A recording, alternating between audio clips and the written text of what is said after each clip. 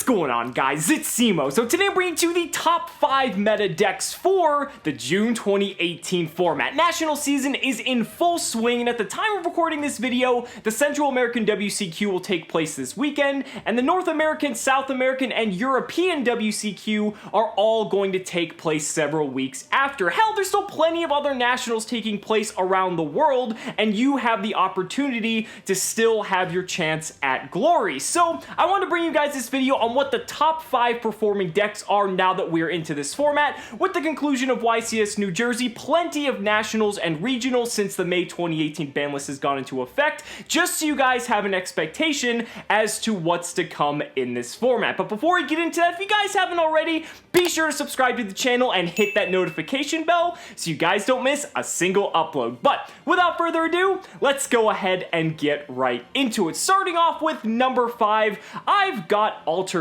Now, Altergeist is in a bit of a weird spot here because while the deck hasn't exactly been getting many tops, its representation has still been rather high in comparison to a lot of other decks. I put Altergeist on here because it's still a very strong deck, and that probability of success of a deck like this winning just jumps dramatically, especially if it wins the die roll, since it is a trap-based deck. Now, that doesn't necessarily mean its fate is determined by the die roll, because a deck like Altergeist has a lot of really cool tools at its disposal. Remember, we do have the new implementation of the OCG rulings on cards like Altergeist Hextia and Altergeist Manifestation, meaning they're supposed to work as intended, so the deck did get a little bit of a boost moving into the national season. But you also have cards like Altergeist Multifaker, and this is one of the most insane cards that this archetype could have ever asked for, and that's really the heart and soul of why this deck is so good. But one advantage that Altergeist has that other decks might necessarily not is the fact that this deck can just run a plethora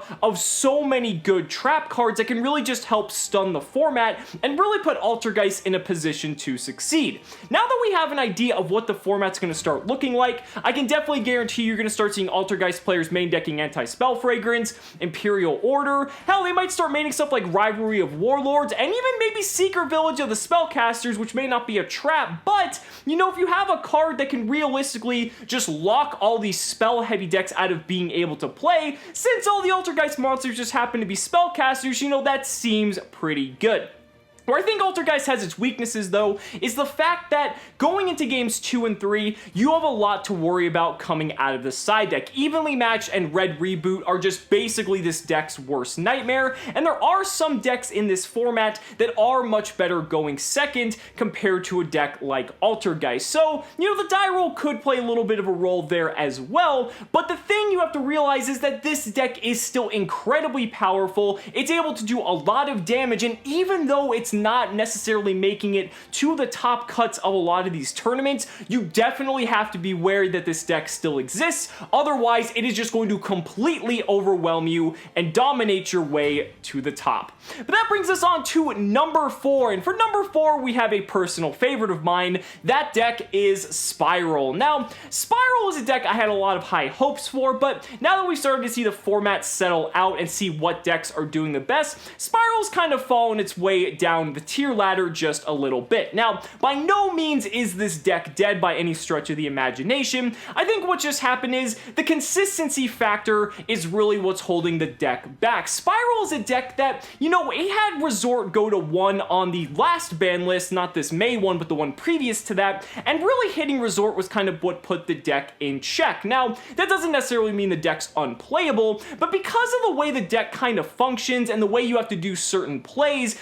it does restrict the deck's ability to just really go off in comparison to when Spiral Resort was at 3. So consistency is playing a factor here, especially when you look at it in comparison to some of the other decks at the higher tiers on this list. However, Spiral is still incredibly explosive and is arguably the best going second deck on this entire list, because you have cards like Spiral Tough, Spiral Super Agent, and if you're able to resolve a Spiral Double Helix, you probably just won the game. And in tandem with the new Nightmare cards, Nightmares are basically what breathes some new life into this deck, because Nightmare Unicorn is able to allow you to recycle a card like Spiral Resort, giving you multiple uses and enabling combos that weren't previously available, unless you were trying to tech cards like Shuffle Reborn in tandem with Foolish Burial Goods, and that was a little bit clunky clunky, but having a card like that now in your extra deck means you're going to be able to just spin back that resort, OTK your opponent, and break their board 9 times out of 10.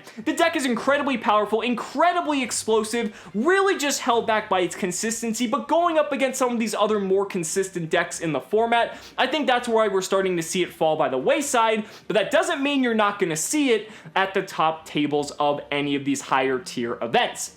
Now that brings us on to number 3, and for number 3, we actually have Pure Sky Striker. Now, this may take people by surprise because a lot of people, including myself, were expecting that Sky Striker was just going to completely come in and dominate the format, and to an extent that's true because Sky Striker is not only pretty much appearing in its pure form, but a lot of the cards, because they're so generic, are appearing in a ton of other decks, which we're going to get to in a moment, and that's kind of just supplementing these other decks and raising them to the top. Now, Pure Sky Striker is kind of in a league of its own because it's a very interesting control deck where you're basically able to just out-resource your opponent, very similar to a deck like Zodiac. I mean, this deck has some incredibly insane cards at its disposal, like Multi-Roll, which is basically Spellbook of Judgment, allowing you to just recur and reuse all of your resources in a given turn. You have cards like Widow Anchor, which are basically Forbidden Chalice combined with Enemy Controller,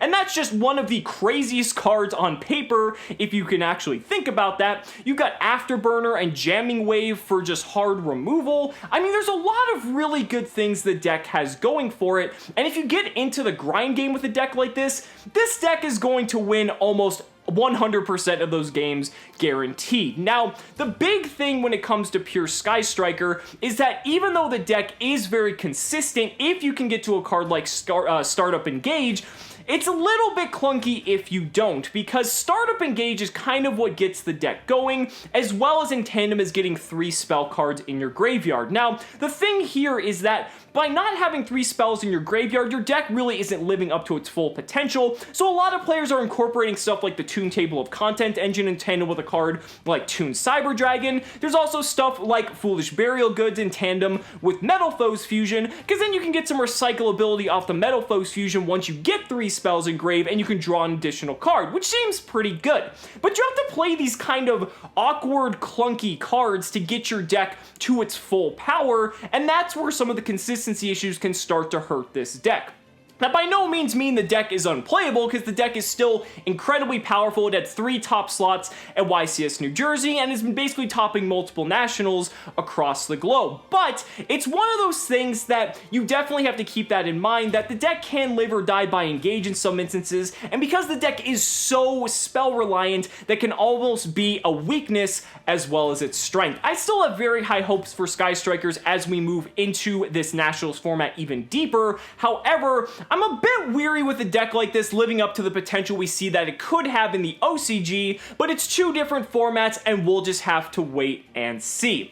Now this moves us on to number 2, and for number 2, I've got Goki. Now, Goki has just been having a phenomenal performance since the May 2018 Forbidden and Limited list, because Goki is kind of very similar to Spiral in a lot of ways, but the amount of combo potential here is just absurd. I mean, any 2 warriors basically getting you to Isolde, for the most part, basically means you can extra link your opponent. But the thing is, you're not just extra linking your opponent, denying them from using the extra monster zone. You also have this board that's nearly unbreakable with cards like Trigate Wizard, with all of the nightmares and their just continuous effects preventing targeting, destruction by battle, destruction by card effects. I mean, these boards are just absolutely disgusting that this deck is able to do, and the Sky Strikers are able to help that now thanks into a part like Hornet Bit, because Hornet Bit makes a warrior token, so it kind of synergizes with all these other warrior cards and grants you with a special summon, so that's pretty good. Now,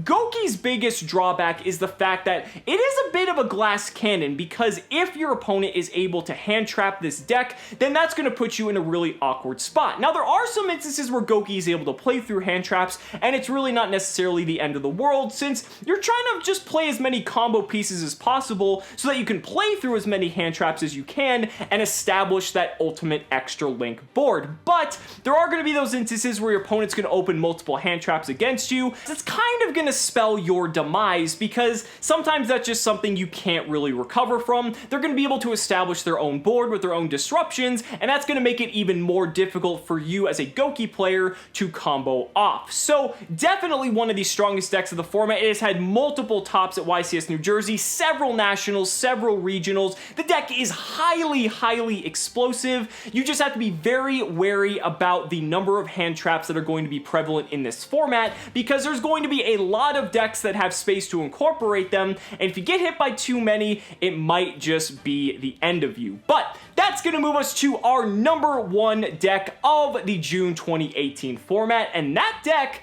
happens to be Sky Striker Trickstar. Now, I was going to put Trickstar on here in kind of an honorable mention, but I think a lot of players are going to just deviate to the Sky Striker Trickstar build that managed to take 16 of the top 32 slots from YCS New Jersey. This deck's also gotten first place at the Austrian Nationals, and it's also topped several other events since its inception.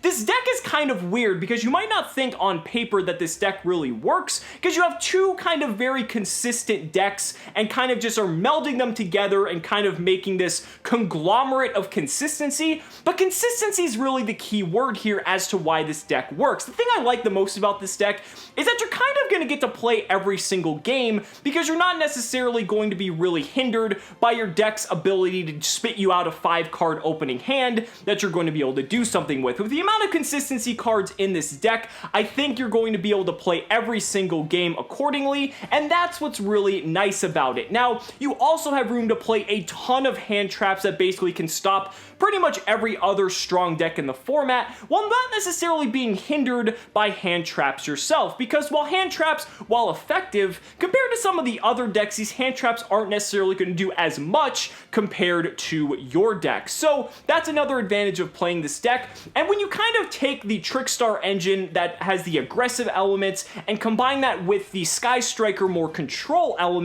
it's kind of just this natural combination that really just gives the deck a perfect balance, allowing you to just go in and inflict damage when you have to. But if you need to play that control game, you also have those tools to do that as well. And not to mention, you have access to Scapegoat, which is still one of the most broken cards ever printed in this game, especially since we got Master Rule 4. So that's why I put it at number one. I think that this fact that we saw 16 out of the top 32 is no coincidence, and I think moving forward, this is going to be the deck to beat. So guys, those are just my thoughts. Let me know down in the comments what you guys think about your top 5 decks going into the June 2018 format. I'd really love to hear your thoughts. Guys, thank you so much for watching the video. Be sure to like the video as always. Subscribe to the channel for more amazing Yu-Gi-Oh content. And if you found this video helpful, consider backing me on Patreon, because just by pledging only $1 a month, you're investing in my ability to continue bringing you